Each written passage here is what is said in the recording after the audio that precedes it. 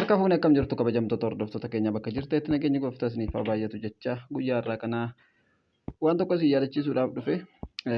Akkuma beekamu chaanaaliin kanarra waggoota 5 oliif irratti hojjechaa ture. Maqaan isaa Naardostuuf kan jedhamu akka ta'e hundumti keessan quba qabdu.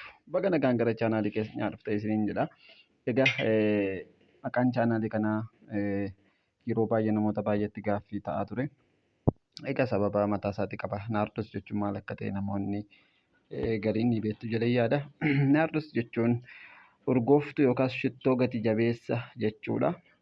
Garuu irra guddeessa maqaa shamarraniiti jechuudhaan namoonni baay'ee yaada keessan kennaa turtanii. Haa ta'utii kanuma sababa godhachuudhaan maqaa chaanaalii gara maqaa koo isa sirriitti guyyaa irraatti kaasee akka jijjiiru murteesseen jira jechuudha. Isa kanaaf xiyya akkuma itti agarsiisee jiru bakka xiyya koo irra kaa'ee jiru kanatti irraa kaasee Daani'eel Ofishaal kan jedhu yookaas Daanii Ofishaal kan jedhutti ni deebi'a jechuudha. Egaa guyyaa tokko lamas ta'uu danda'a. Ammaaf garuu akkuma kanatti jira jechuudha. Bakka suura kootiilee jijjiireen jira dura suurri koo hin jiru ture. Egaa barnoonni laadhuu wantoonni daddabaluu amma tokko kana wajjin wal fakkaatanidha. Garuu wantoota tokko kan hin dabalu ni ta'a jechuudha. Kanaaf haala kanaatiin yoo maqaa kanaatiin gara keessan dhufe akka odisiin wallaalchifne jechuun barbaada.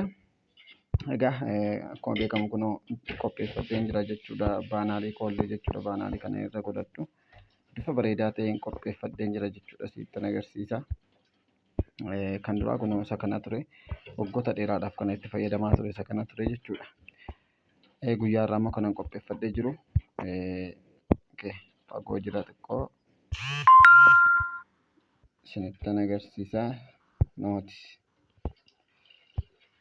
kana fakkaata jechuudha. Bifa kanaan tolfadheen jira. Innaa guyyaa irraatti kaasee bifa kanaatiin kanan maxxansu ta'a jechuudha. Biyaansi guyyaa 2-3 booda jechuudha. Yoo har'a hafellee guyyaa 2-3 booda bifa kanaan maqaa Naardos jedhamu yoo sarchi gootan kan koo argachuu dhiisuu dandeessu jechuudha.